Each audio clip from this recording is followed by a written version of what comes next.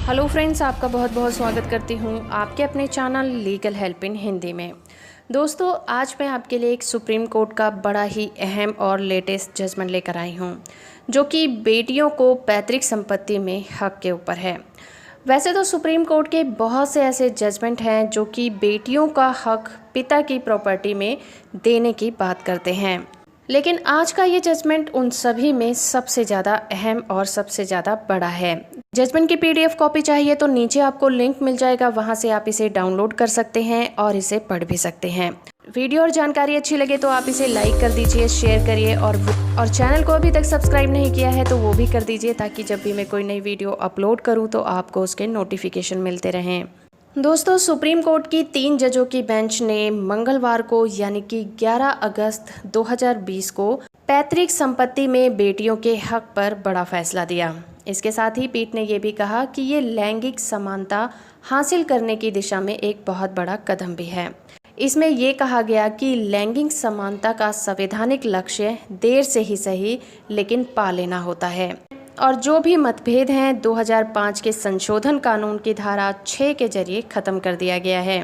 न्यायमूर्ति अरुण मिश्रा ने 11 अगस्त 2020 को अपील के एक समूह पर फैसला सुनाया, जिसमें कि एक बहुत ही महत्वपूर्ण मुद्दा उठाया गया था, और मुद्दा ये था कि क्या हिंदू उत्तराधिकार संशोधन अधिनियम 2005, जिसमें कि पैतृक संपत्ति में बेटियों को समान अधिकार दिया था, क्या वो बैक डेट से प्रभावी होगा या फिर नहीं होगा। न्यायमूर्ति मिश्रा ने फैसला सुनाते हुए कहा कि बेटियों को बेटों के समान अधिकार दिया जाना चाहिए। बेटी जीवन भर का प्यार होती है और बेटी बनी रहती है। बेटी पूरे जीवन एक सहदायिक बनी रहती है, भले ही उसके पिता जीवित हों या फिर ना हों। तो चलिए जानते हैं कि सुप्रीम कोर्ट ने ऐसा क्यों कहा। सुप्रीम कोर्ट के सामने सवाल ये उठा था कि क्या हिंदू उत्तराधिकार कानून 2005 के प्रावधान पिछली तारीख यानी कि बैक डेट से प्रभावी माने जाएं या फिर ना माने जाएं। इस सवाल पर सुप्रीम कोर्ट ने कहा कि हाँ, ये बैक डेट में ही लागू होगा, और 121 पन्नों के अपने फैसले में 3 सदस्यीय पीठ के अध्यक्ष जस्टिस अरुण मिश्रा ने ये कहा, हिंदू उत्तराधिकार कानून 1956 की संशोधित की गई धारा 6 संशोधन से पहले या फिर बाद में जन्मी बेटियों को हम वारिस बनाती है और उसे बेटों के बराबर अधिकार और दायित्व देती है। बेटियां 9 सितंबर 2005 के पहले से प्रभाव से पैतृक संपत्ति पर अपना दावा दिखा सकती हैं।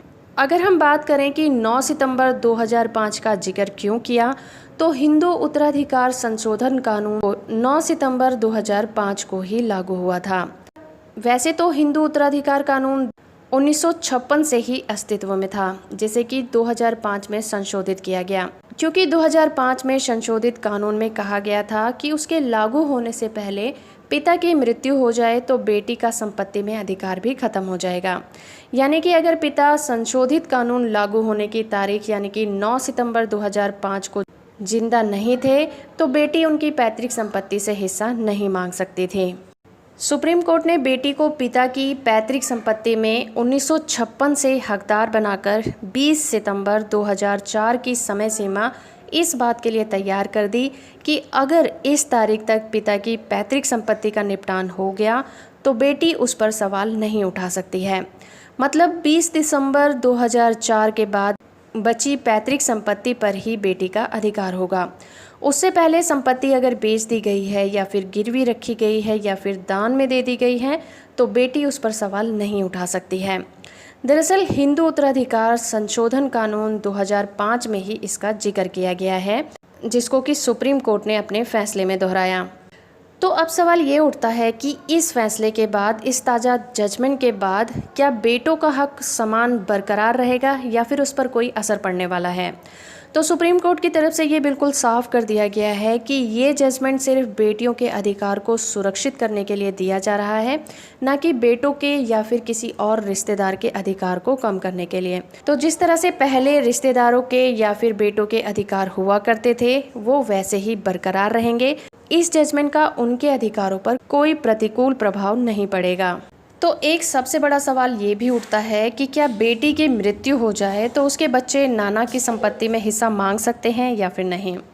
तो जिस तरह से कोर्ट ने कहा कि पैतृक संपत्ति में बेटियों को भी बेटों के समान अधिकार दिया जाएगा, जिस तरह से बेटे की मृत्यु होने पर उसके बच्चों का दादा की पैतृक संपत्ति में अधिकार कायम रहता है, उसी तरह से एक बेटी की मृत्यु के बाद उसके बच्चों का अधिकार भी उसकी प्रॉपर्टी पर बरकरार रहेगा।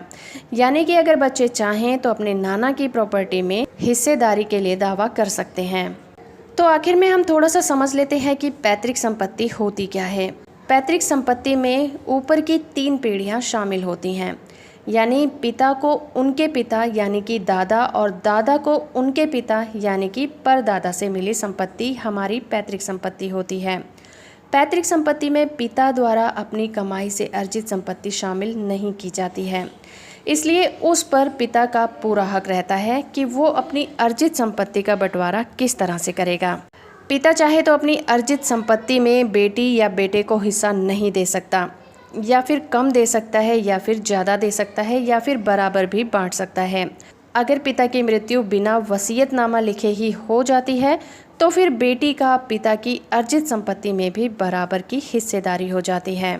तो फ्रेंड्स, ये था सुप्रीम कोर्ट का एक लेटेस्ट जजमेंट। आई होप कि ये जानकारी आपको पसंद आई होगी। नीचे आपको लिंक मिल जाएगा जहां से आप इसे डाउनलोड कर सकते हैं। वीडियो अच्छा लगा तो आप इसे लाइक करिए, शेयर करिए, और चैनल को अभी तक सब्सक्राइब नहीं किया है तो वो भी कर लीजिए। साथ में ऑल नोटिफिकेशन बटन को ऑन कर दीजिए ताकि जब भी मैं कोई नई वीडियो अपलोड करूँ आपको उसके नोटिफिकेशन मिलते रहें। वीडियो से आखिर तक जुड़े रहने के लिए आपका बहुत बहुत धन्यवाद।